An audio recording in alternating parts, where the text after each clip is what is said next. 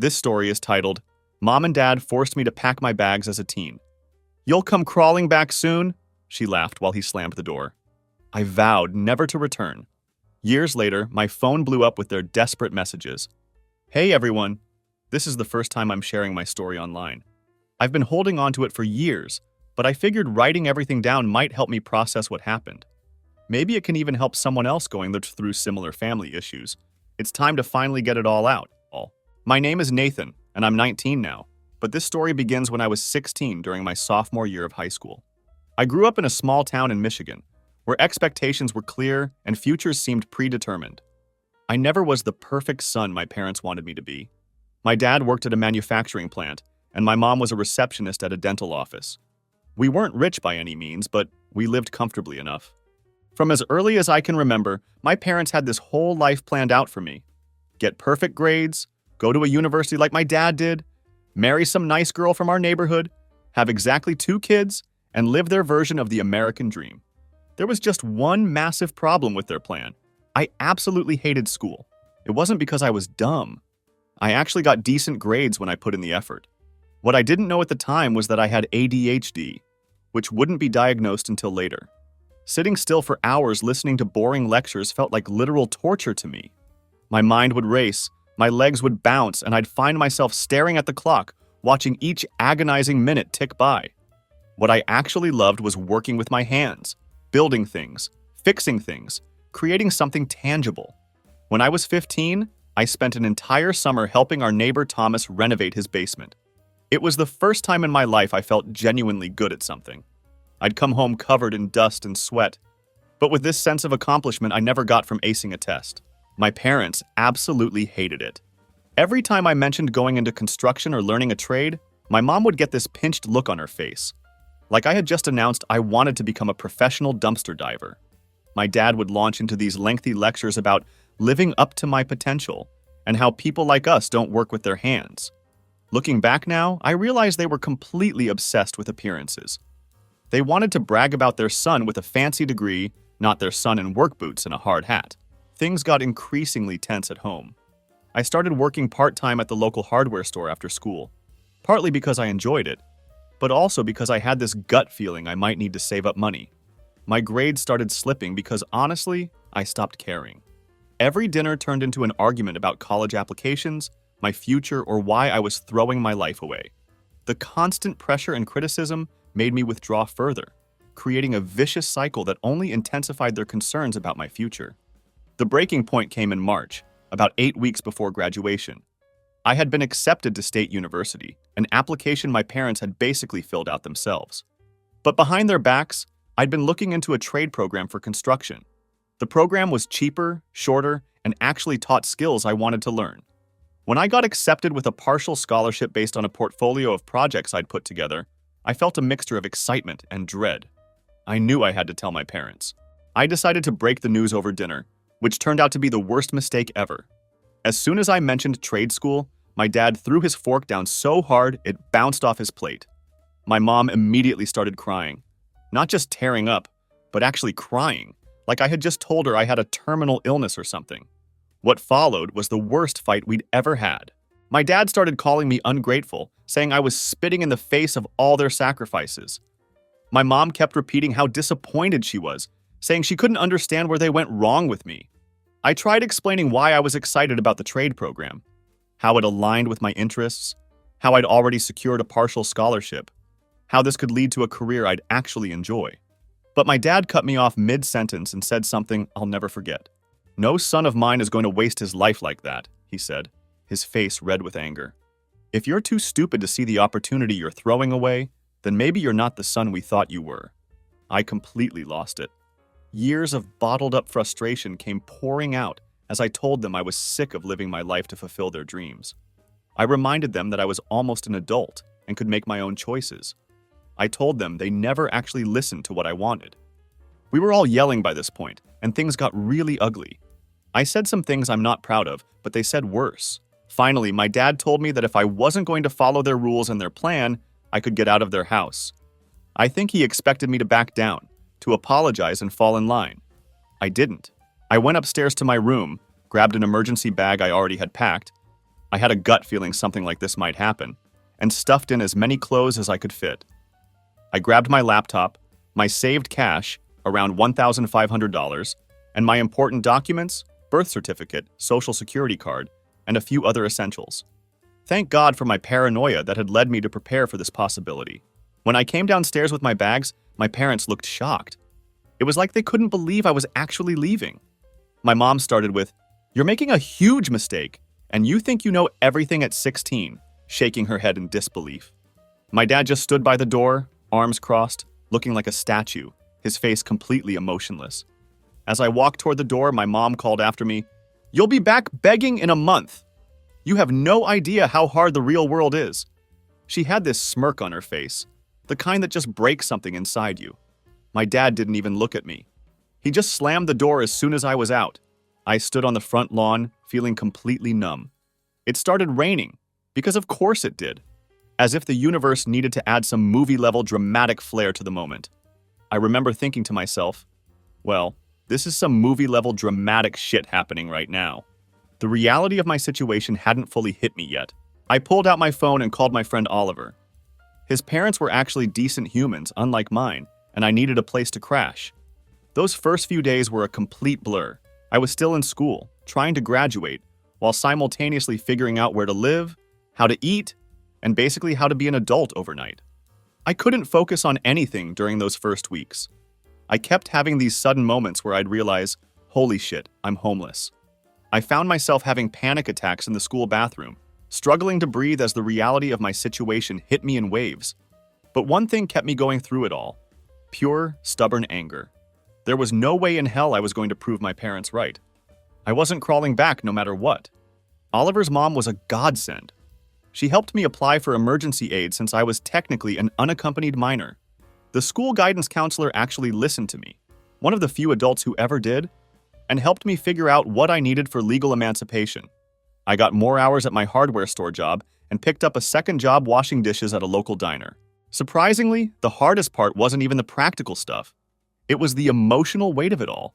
Seeing other kids with their normal families, hearing classmates complain about dumb arguments with parents who still loved them at the end of the day.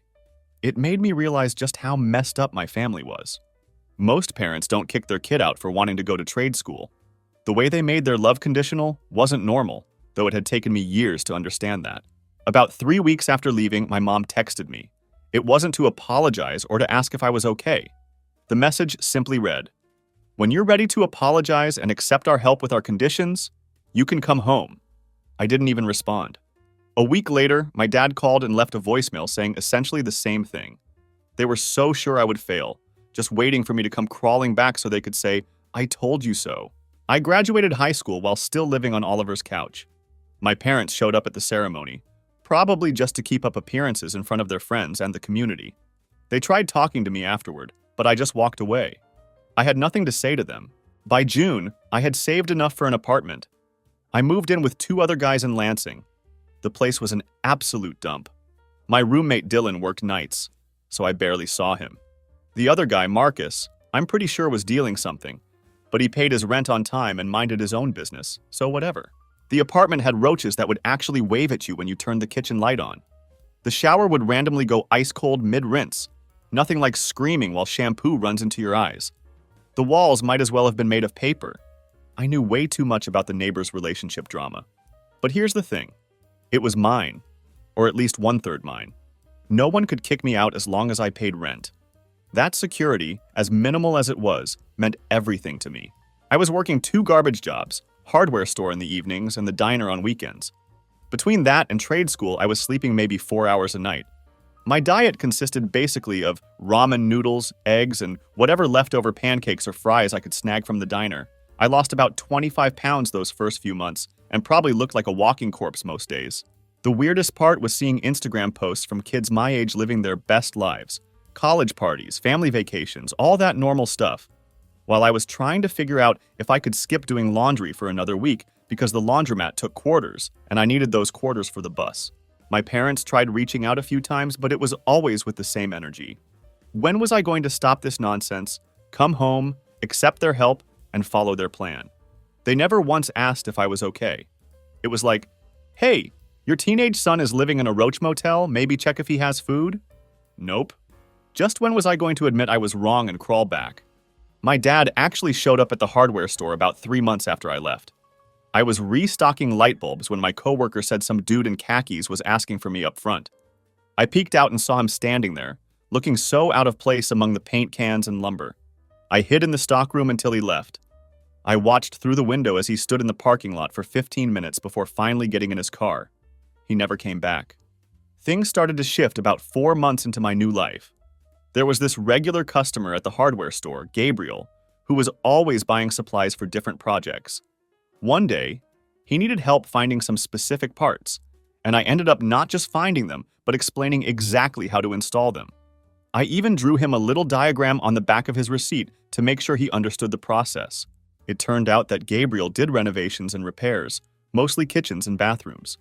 After I helped him, he looked at me with genuine surprise and said, "You clearly know your stuff."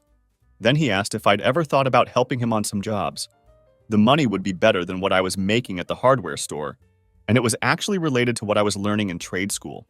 It was my first actual break since leaving home. Gabriel was nothing like my dad. He didn't look down on people who worked with their hands. Instead, he took pride in it. He would literally stop mid-job to show me the right way to set a gasket or explain why one technique was better than another. It was the first time I felt like someone saw potential in me, not just what they wanted me to be. He treated me like an apprentice with a future, not a disappointment who'd failed to meet expectations. Around the 6-month mark, my parents changed tactics. My mom started texting that she missed me, and my dad sent a message saying they were willing to compromise on education if I moved back home.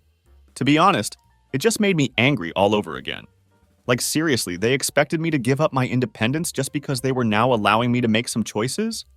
Hard pass. I didn't respond to either of them. I finished my first year of trade school with decent grades. Turns out I wasn't too stupid after all. I just needed to learn something I actually gave a shit about. Gabriel started giving me more responsibility and better pay, which allowed me to move out of the Roach Motel and into a slightly better apartment. I now had just one roommate, a medical student named Chris who was nearly as broke as me, but at least understood basic hygiene.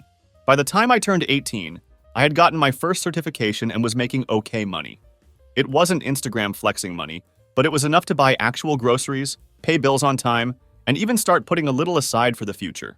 Gabriel would recommend me for side jobs on weekends, small repairs and installations, which helped me build my reputation and client list. One strange thing about working in people's homes is that you see a lot about how families actually function. I'd be installing a light fixture and overhear parents encouraging their kids, praising them for getting B's on tests, or hugging them just because. I'd see photos on walls of family vacations, graduation ceremonies, and silly moments together. I witnessed normal families that fought sometimes, but still loved each other without conditions. It was eye-opening and made me realize just how messed up my own family dynamic had been all along. When I was almost 19, my mom showed up at my apartment unannounced. I have no idea how she found my address. Probably through some mutual Facebook friend. I almost didn't recognize her standing in the doorway. She looked older somehow, her hair with more gray than I remembered.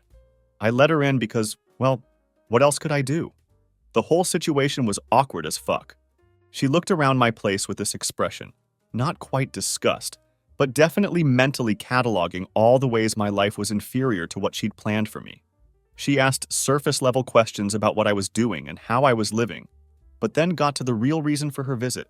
My dad had been passed over for a promotion, and they were struggling financially. She wanted to know if I could help them out. The audacity actually made me laugh out loud. 2 years earlier, they had thrown me out and told me I'd fail on my own. Now they wanted me to help them? I told her I was still establishing myself and couldn't spare anything. She left looking annoyed, like I'd failed some test. She didn't even say she was proud of me for making it on my own. After her visit, I went through a weird emotional patch. I started questioning everything. Was I wrong to keep them at a distance? Was I being too harsh on them? Then I'd remember how they treated me, how they never actually apologized for kicking me out, and I'd get angry all over again. It was like emotional whiplash, cycling between guilt and justified resentment. My roommate Chris noticed I was in a funk and introduced me to his friend Elizabeth, who was studying psychology. She became one of my closest friends and helped me understand what I'd been through. According to her, what I experienced was a form of emotional abuse. The way my parents made their love conditional on following their exact plan wasn't normal or healthy. Talking to her helped me work through my anger and start healing. By the time I turned 20, I was doing well enough to move into my own place. It was just a small one-bedroom apartment. Nothing fancy, but it was all mine. No roommates, no parents, just me. The day I moved in, I sat on my secondhand IKEA couch and literally cried. I never thought I'd get this far when I was standing on that lawn with my bags at 16, completely uncertain about my future. Around this time, Gabriel offered me more stable work with actual benefits, health insurance for the first time since I left home. He was getting more business and needed reliable help. It was a huge vote of confidence, meaning more to me than any approval from my parents ever had. Meanwhile, my parents kept trying to reconnect, but always on their terms. They'd invite me to holiday dinners and make pointed comments about my choices.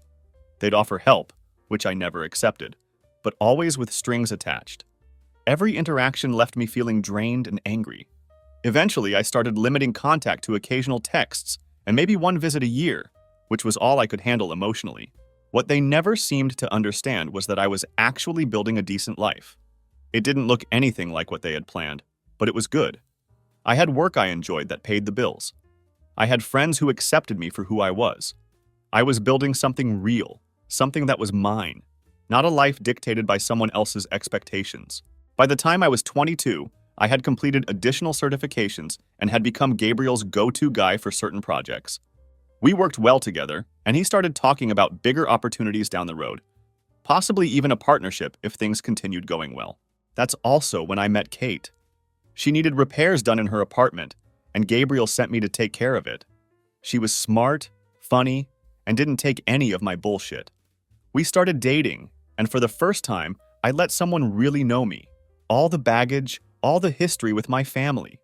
Instead of running for the hills like I expected, she got it. Her own parents weren't perfect, though nowhere near as controlling as mine. She understood family complications in a way most people my age couldn't. My parents somehow heard that I was seriously dating someone and suddenly got very interested in my life again.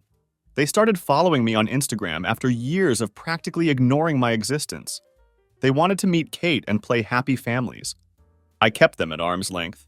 Kate deserved better than to be dragged into their mind games and conditional acceptance. 4 years after being kicked out, I was in a stable situation.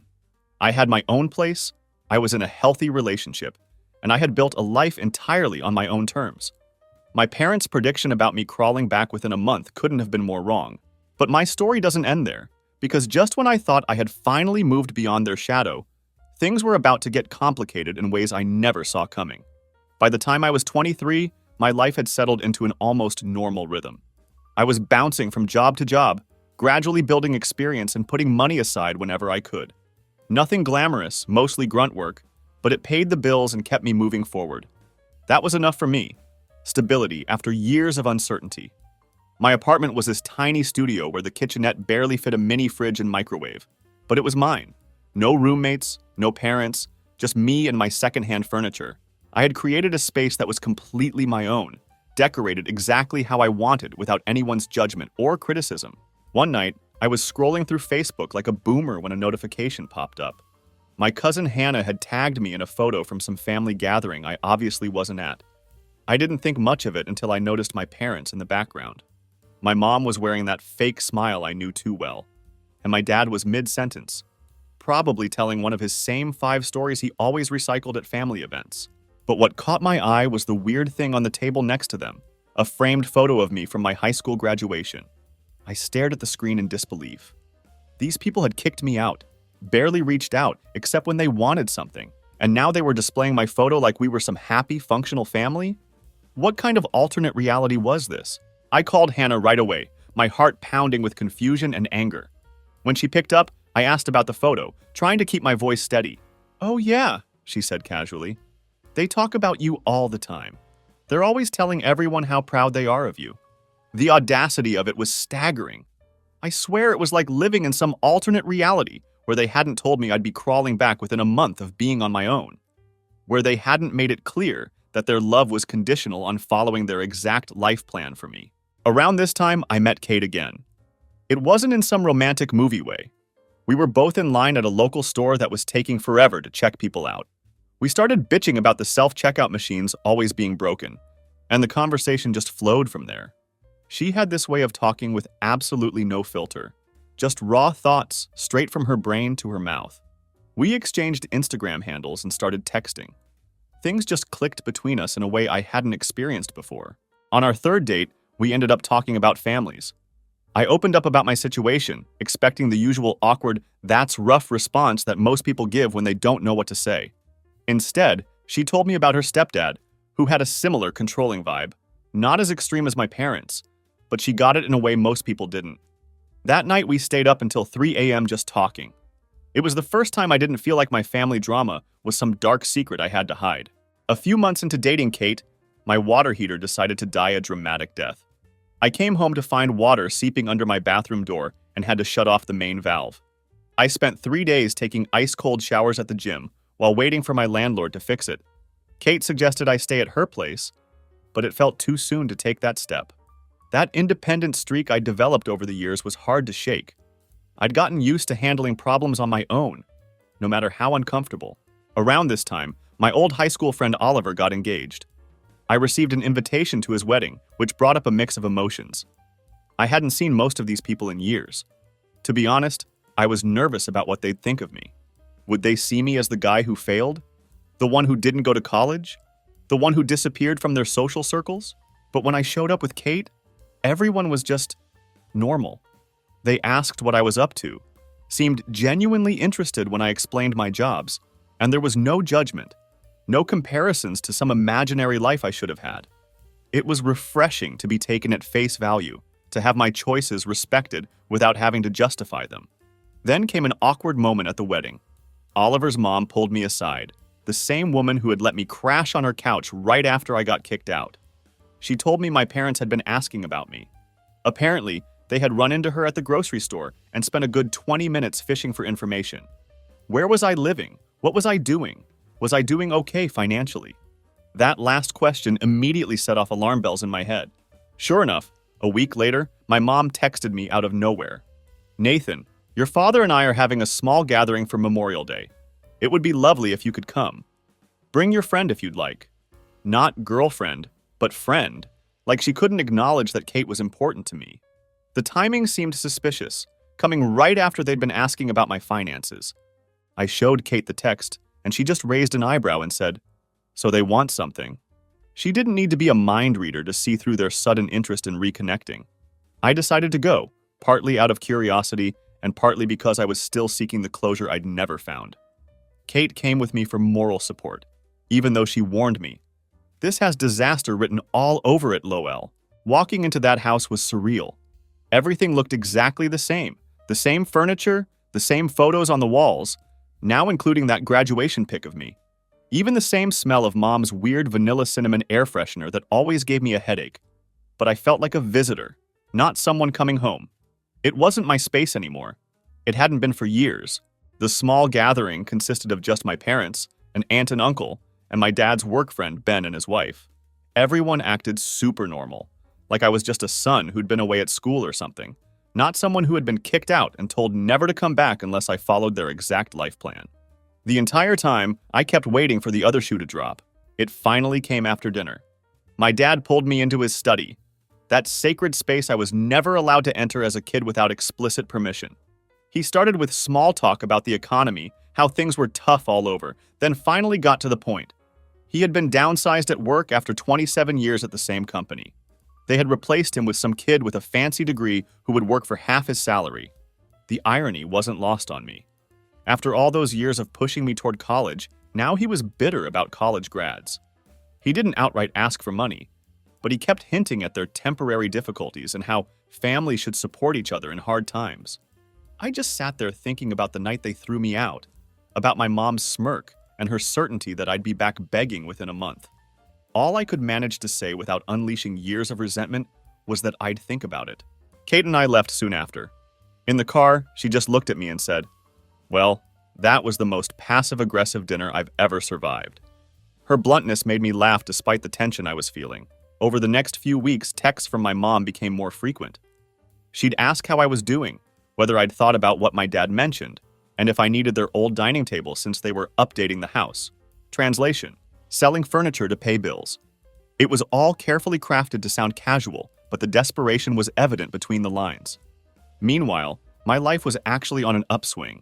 I'd found a decent paying job at a local construction company, nothing fancy but stable, with actual benefits. Kate and I were getting more serious, talking about maybe finding a bigger place together, since my studio was basically a closet, and her roommate was driving her nuts. Then came the Facebook post that changed everything.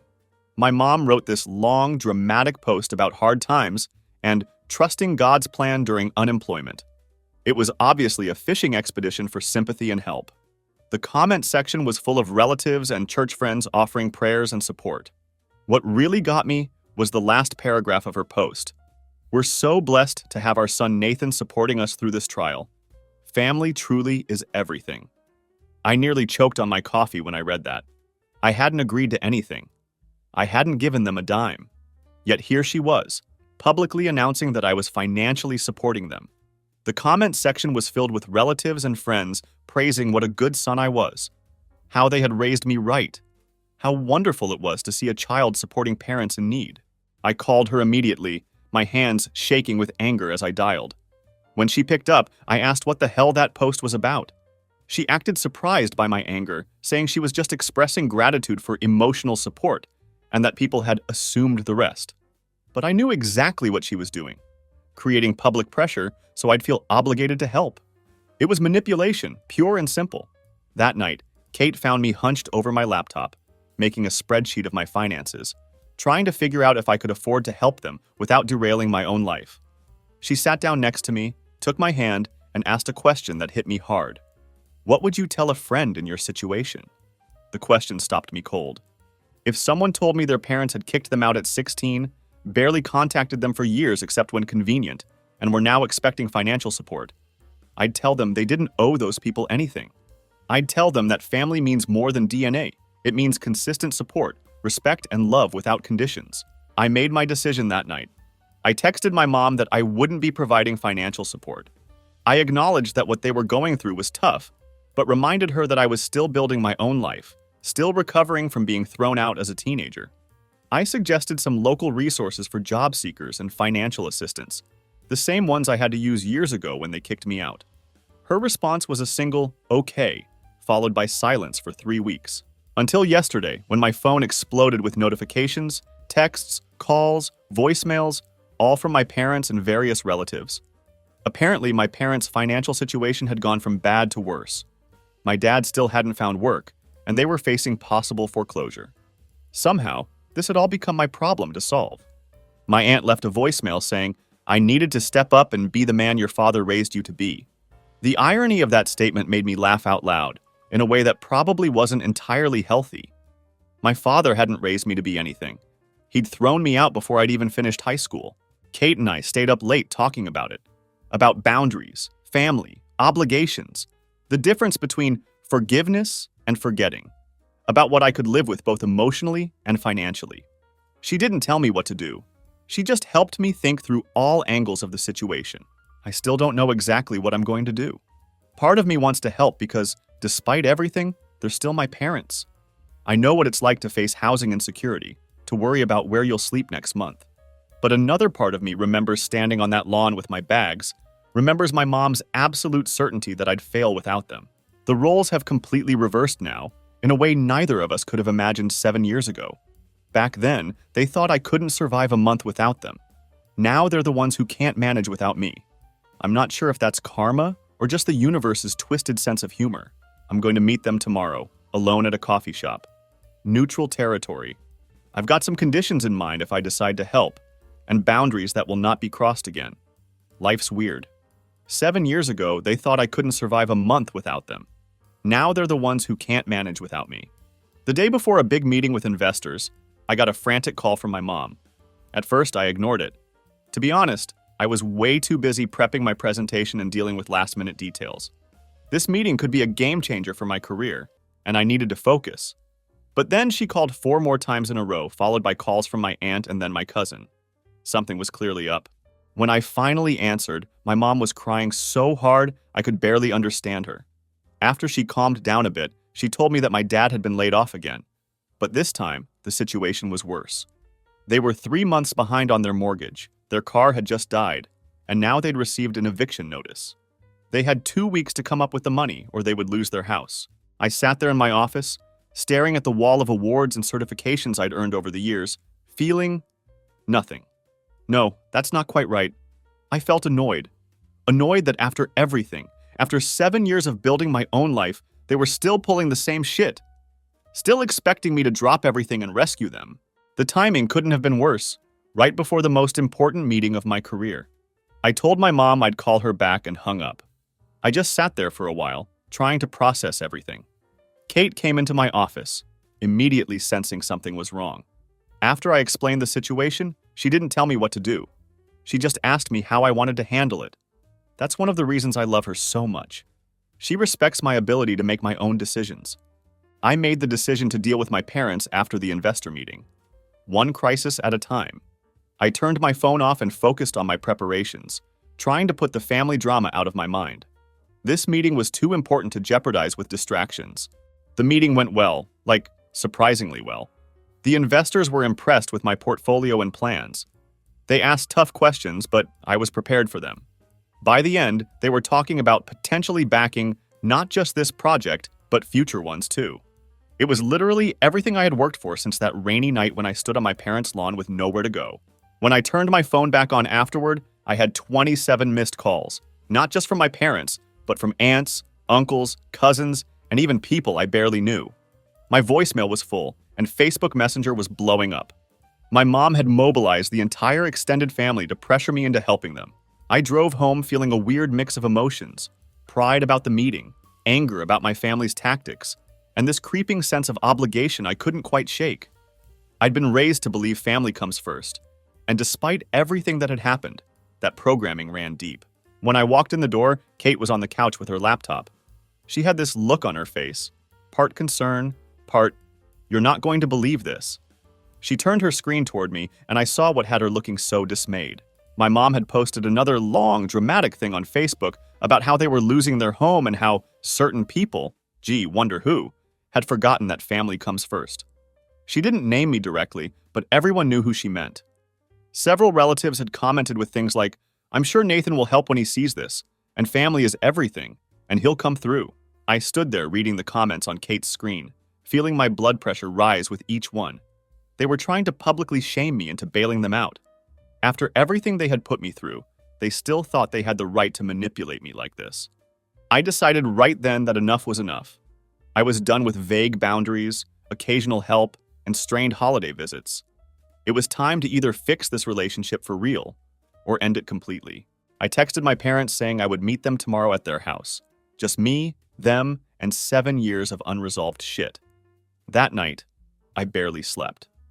I kept thinking about what I would say to them, what they might say back, and how quickly things could escalate into another door-slamming showdown. Kate held me close throughout the night, reminding me that whatever happened with my parents, we had built a good life together. No matter what went down at that house, I had family now, her, our friends, people who had actually been there for me when it mattered. I drove to their house the next morning feeling calmer than I expected. Their neighborhood hadn't changed much since I was a kid, but their house looked smaller and shabbier than I remembered. The paint was peeling, the lawn needed mowing, and the flower beds my mom used to obsess over were full of weeds. It was like seeing a physical manifestation of their decline. My dad answered the door. He had aged so much over the past few years, thinner, grayer, with shoulders permanently stooped like he was carrying something heavy. He didn't say anything, just nodded and stepped aside to let me in. Inside was worse. The house was cluttered and dusty, with that slight smell houses get when basic maintenance starts slipping. My mom was sitting at the kitchen table, her eyes red from crying. When she saw me, she immediately launched into her whole, "Thank God you're here," and "We knew you'd help" routine, not even waiting to hear what I had to say. I cut her off mid-sentence and told them both to sit down. For once, I was going to talk, and they were going to listen. I laid it all out. How they threw me out over wanting a different future than they had planned. How they predicted I'd come crawling back within a month. How for years they only contacted me when they needed something, and how they had never once genuinely apologized or acknowledged how wrong they'd been. My dad tried to interrupt with his usual excuses. They were doing what they thought was best. I was being disrespectful. They had given me everything growing up. I held up my hand to stop him and kept going. I told them about those first few months after they kicked me out. Sleeping on couches, working multiple jobs, crying myself to sleep from exhaustion and loneliness. I described how I had to figure out basic adult stuff alone because they decided conditional love was more important than their actual child.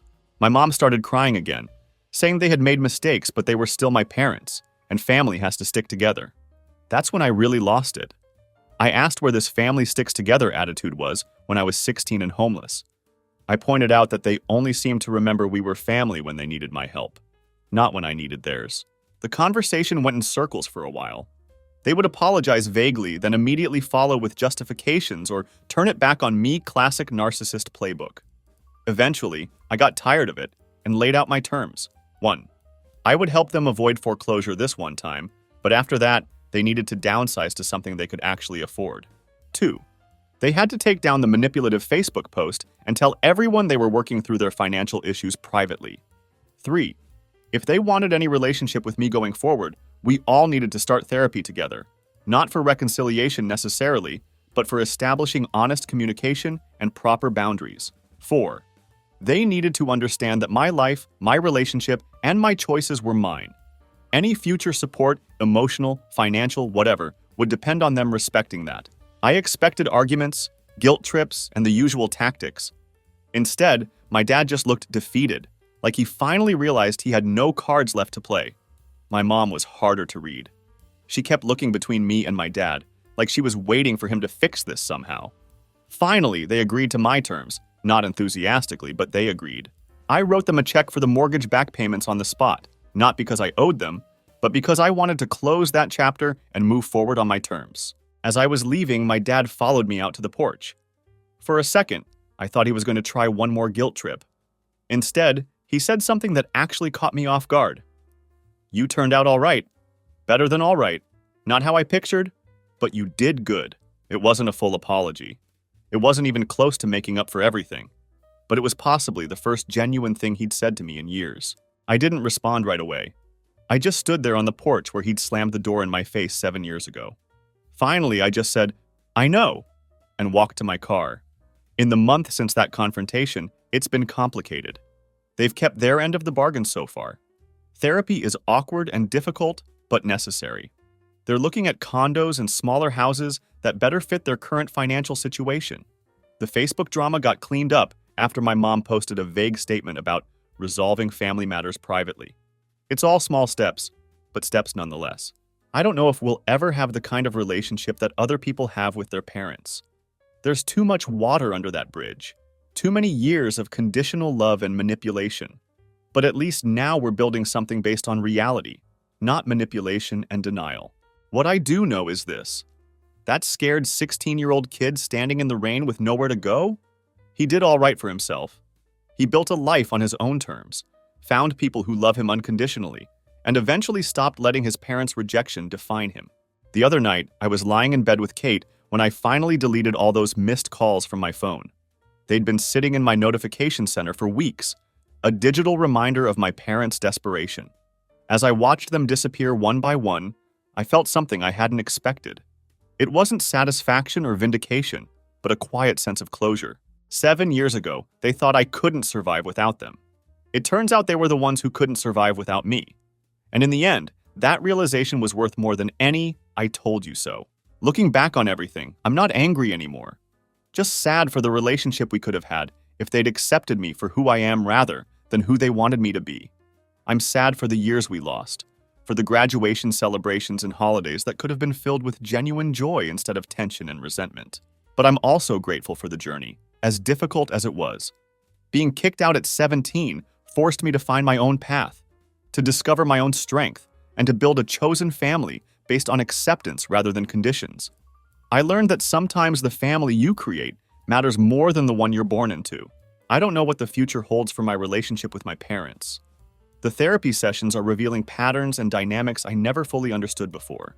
Sometimes I see flashes of the people they could be, vulnerable, reflective, even occasionally remorseful. Other times they slip back into old habits, and I have to remind myself to maintain boundaries. For now, I'm taking it one day at a time. I've learned that forgiveness doesn't mean forgetting, and reconciliation doesn't erase the past. It just means creating space for something new to grow alongside the memory of what was. Whether that space will flourish or wither remains to be seen. What about you, Reddit? Has anyone else had to rebuild a relationship with parents after a serious falling out? Or decided that some relationships just can't be saved? I'm curious to hear other perspectives as I navigate this complicated new chapter.